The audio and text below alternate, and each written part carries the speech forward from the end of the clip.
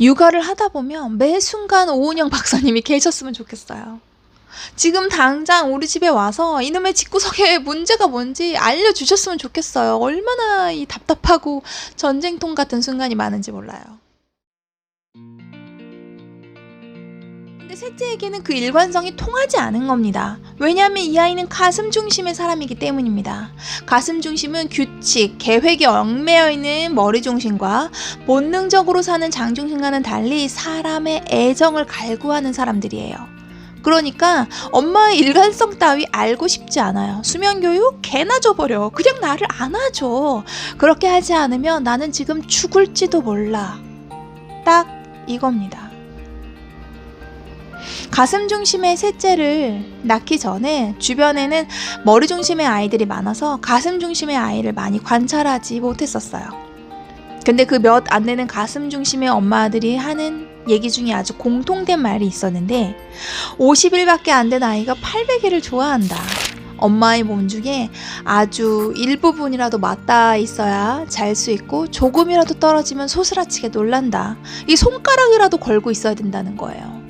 이 손가락이라도 걸고 있어야 된다는 말을 제가 나중에 굉장히 실감했는데 그때는 제가 이제 차로 운전을 할 텐데 뒷좌석에는 1호, 2호가 카시트가 있으니까 막내를 보조석에 앉혔어요. 보조석에 카시트를 해놓고 막내가 돌 정도 될 때까지 그렇게 다녔는데 어느 날 이렇게 운전 옆에 앉혀놓고 운전 중에 잘 시간이 됐는데 안 자는 거예요. 지금 이 이동 중에 자야 되는데 하고 보니까 아주 꼿꼿이 앉아가지고 엄마 운전하는 거 구경하고 있더라고요. 그래서 살짝 얘를 눌러서 눕혀주고 손을 잡아줬더니 갑자기 바로 딥슬립을 하는 겁니다. 자기 너무 피곤한데 엄마가 운전에 정신이 팔려 있으니까 잠을 잘 수가 없는 거예요. 나를 바라봐줘야 하니까요. 그런데 손을 잡아주는 순간 안정을 찾고 잠이 든 거죠. 가슴형 아가들의 엄마들 얘기로는 아기띠로 안고 있으면 몇 시간도 잘 자고 시끄러운 밖에 돌아다녀도 안고만 있으면 절대로 깨지 않는다는 겁니다. 그리고 엄마가 뭘 하려고 하면 꼭 알고 울어서 아무것도 못하게 한다. 이런 얘기를 참 많이 들었었어요. 그걸 들었을 때 저는 진짜 힘들겠다. 계속 안고 재우는 것도 너무 힘들고 안아주지 않으면 잠을 자지 않는다니 저에게는 너무너무 끔찍한 일이었어요. 그 얘기를 들을 때만 해도 그게 저한테도 일어날 일이라고 생각을 못하고 너무 힘들겠어 어떡해 하면서 위로를 해주었죠. 첫째, 둘째 다 혼자서 잘 자는 아이들을 키웠다 보니까 수면 교육도 잘 통하지 않고 새벽에 미친 듯이 우는 셋째가 너무 힘들었던 것 같아요. 성격은 순한데 너무 많이 자주 우는 거예요. 왜냐면 가슴 중심의 아가들은 다른 중심의 아가들보다 더 많이 울어요. 하루에 정해놓고 미친 듯이 우는 시간이 있을 정도입니다. 그게 저희 셋째는 밤 11시에서 새벽 1시 사이였는데 그 우는 소리가 마치 아파서 어디를 찔리는 듯한 그런 소리이기 때문에 식구들을 아무도 못 자게 만들었어요. 그거를 100일 때까지 하더라고요. 아마 그게 첫 아이였다면 허구 헛날 응급실에 갔을지도 몰라요. 꼭 어디가 아파서 우는 것 같은 그런 울음소리거든요. 물론 가슴형이 아닌 아가들 중에서도 새벽에 일어나서 1시간씩 우는 아가들도 있긴 있습니다. 이제 이 가슴형의 사람들은 어릴 때도 어른이 되어서도 눈물이 많아요. 갈등이 생겼을 때, 속상한 일이 생겼을 때 눈물이 바로 핑 도는 사람들이에요. 화를 내다가도 눈물이 쏟아질 것 같아서 아무 말도 못하는 그런 사람들이거든요.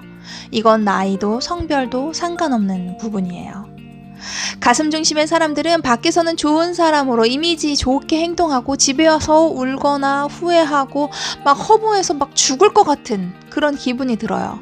내가 원하는 게 아니라 사람들이 원하는 방향으로 움직였다는 것을 집에 와서 혼자 있을 때가 되어서야 기억이 나기 때문이죠.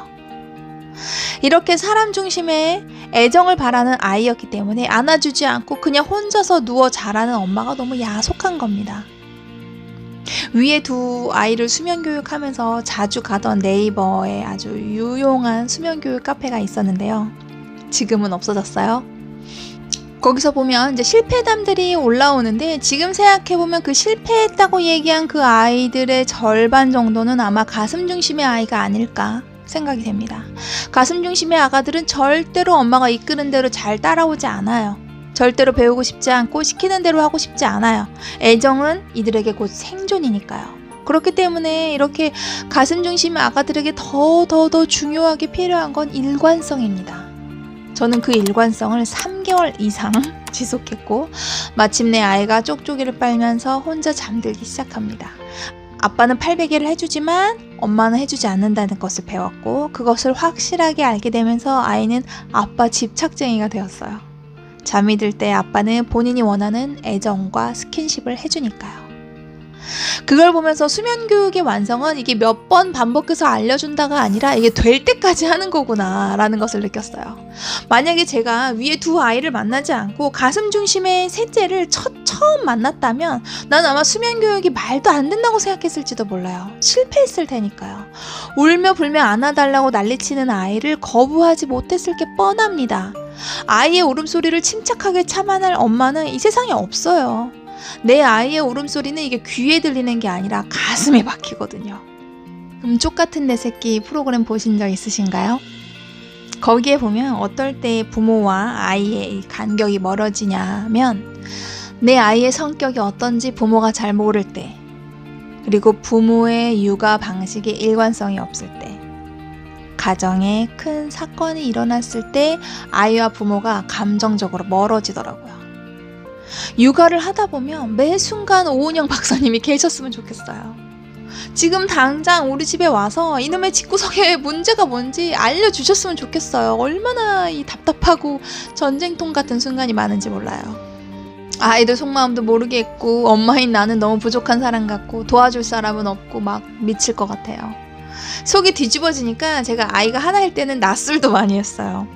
너무 답답하고 우울하니까 자꾸 낮술을 하게 되는 거예요. 근데 이제 둘째가 태어나면서 낮술을 끊었는데 그 전쟁통 같은 그런 때 그래도 엄마인 내가 내 아이의 성격을 잘 알고 있다면 육아가 조금은 수월하게 돌아갈 수 있어요.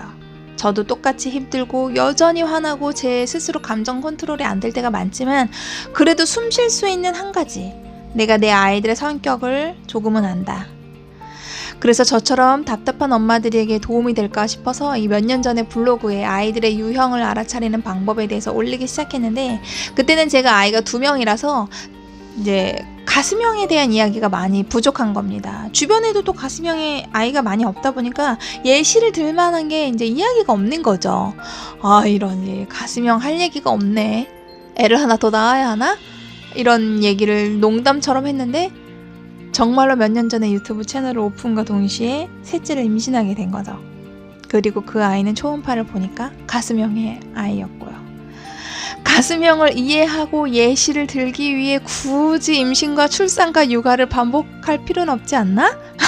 그런 생각을 정말 많이 했지만 그래도 이렇게 기존의 블로그 내용에서 조금 더 업그레이드 내용으로 유튜브 채널에 업로드할 수 있게 된 것에 대해서는 굉장히 다행이라고 기쁘게 생각하고 있습니다. 이번 편은 프롤로그 정도라고 생각하시면 좋겠어요. 가슴 중심, 장 중심, 머리 중심에 대해서 아주 간략하게 소개를 해드렸는데요. 다음 편에는 아이들의 울음소리로 3가지 중심의 아이들을 구별하는 방법에 대해서 이야기를 해보려고 합니다. 다음 편에 뵐게요.